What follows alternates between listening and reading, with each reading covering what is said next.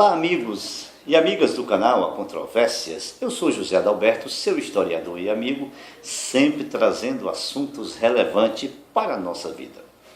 No vídeo de hoje, eu trago um assunto bastante interessante que foi ventilado na semana passada e que tomou ares de notícia importante, vindas lá do passado, com uma tendência estranhamente colocada. Pois bem, vamos aos fatos.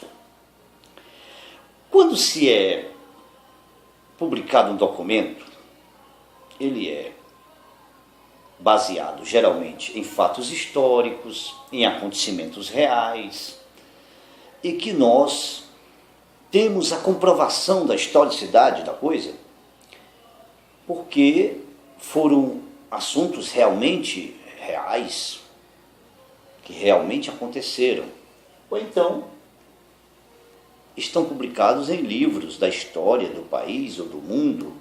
Geralmente encontramos nas biografias, nos livros publicados ao longo da história, o assunto que faz referência ao fato. Pois bem, atentai bem. Eu vou dar 3 exemplos de cartas que foram publicadas ao longo da história e que temos a comprovação histórica dessas cartas nos tempos e nas datas que aconteceram.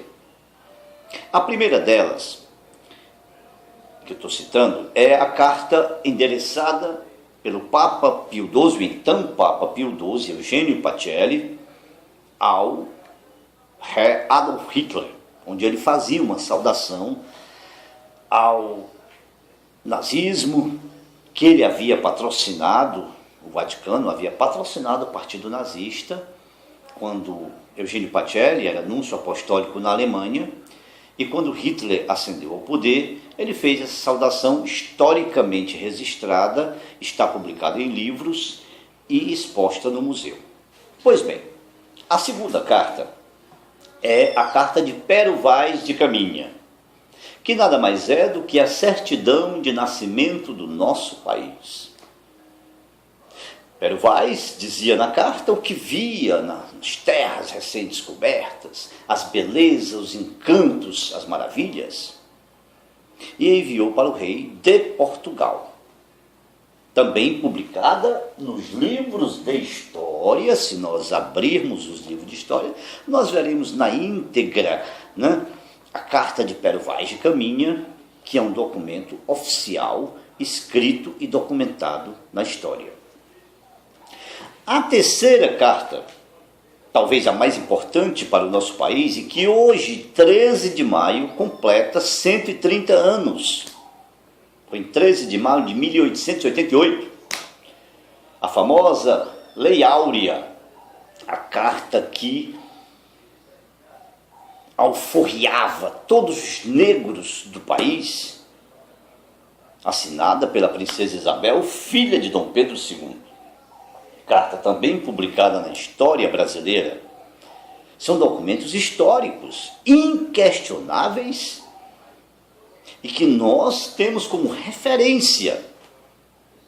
Mas, de repente, o sistema Globo de Comunicações, sempre o sistema Globo de Comunicações, nos apresenta um laudo, uma suposta carta de um suposto agente da CIA, que afirmava que o general Ernesto Geisel, então presidente da República Federativa do Brasil, dava ordens explícitas para exterminar, assassinar criminosos, perigosos do país. Então vejamos. Como dizem o petista, cadê as provas? Nós não podemos aqui, eu não estou aqui fazendo defesa do regime militar em absoluto, muito menos de partido A, B ou C. Eu estou defendendo o contexto histórico da coisa. Simplesmente questionando onde está a veracidade desse documento, supostamente escrito por um agente da CIA, e que agora sai da cartola como novidade às vésperas do período eleitoral para eivar toda a mídia e levar à criminalização dos militares. É preciso que nós saibamos que nós estávamos em guerra, o país estava em guerra, uma guerra de ideologias, onde o governo militar combatia o crescimento do comunismo e de um lado se sequestravam embaixadores, se matavam militares, se assassinavam pessoas inocentes. Houve excesso dos dois lados, não resta dúvida. Nós não estamos aqui querendo fazer defesa de A ou de B.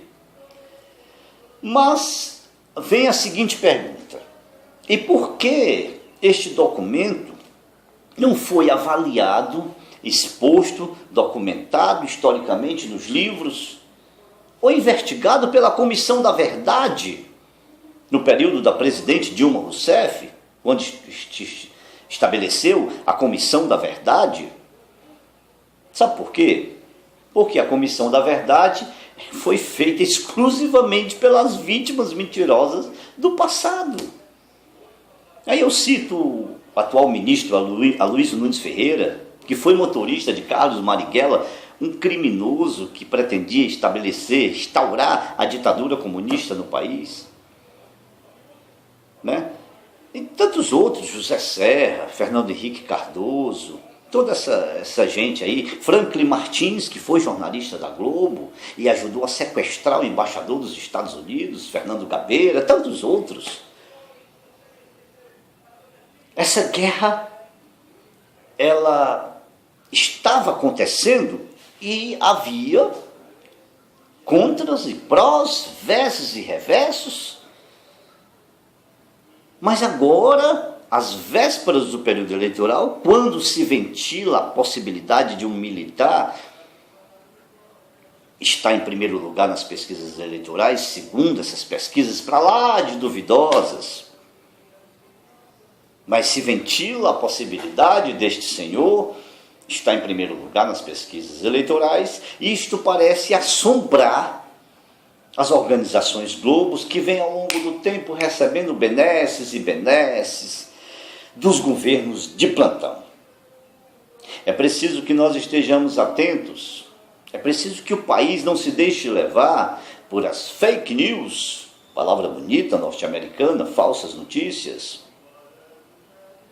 Ou então nós estaremos repetindo e fazendo aquela história que o Goebbels, o marqueteiro de Hitler, dizia: uma mentira muitas vezes repetida se torna verdade. Não, uma mentira vai ser sempre uma mentira.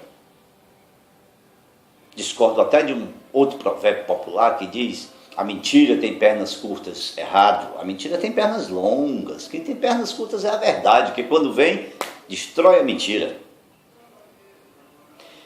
O que nós estamos querendo é simplesmente que a verdade prevaleça, pois o país não pode ficar refém desses dossiês, dessas cartas, de novidades vindo do outro mundo, que não se sabe a veracidade histórica desse documento.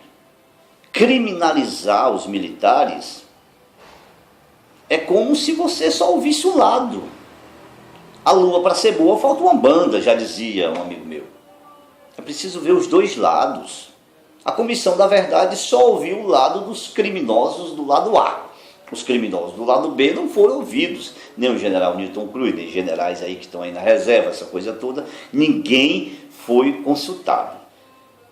Então a verdade passa por um espelho de nuvens e a gente detecta que a história é de uma verdade só. E onde está o outro lado? É preciso que nós tenhamos esse cuidado de avaliar, porque nada mais aparenta ser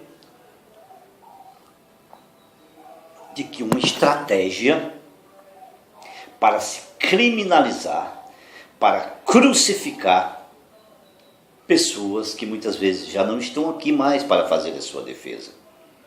E agora vem a Procuradora-Geral da República, Raquel Dodge, querendo o fim da anistia, mas para os militares. Isso, os criminosos de outrora, que mataram civis, assaltaram bancos, né, tentaram implantar a ditadura comunista, esses não, esses podem continuar recebendo suas indenizações, não tem nenhum problema, sabe? É permitido cometer esse tipo de crime. Essa justiça é ilegal. Colocar octogenários na cadeia, o Código Penal não permite isso. Como é que você vai punir defuntos, cadáveres? Há controvérsias. É preciso que nós estejamos atentos, porque daqui até o período eleitoral nós haveremos de escutar muitas histórias de Trancoso semelhantes a essas.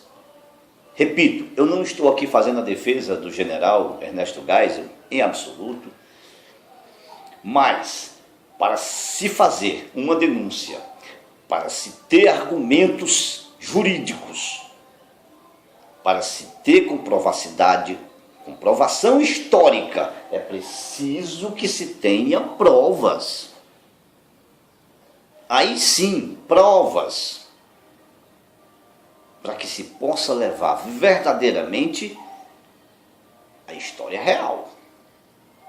Para que nós não sejamos iludidos, eivados, cooptados por um discurso.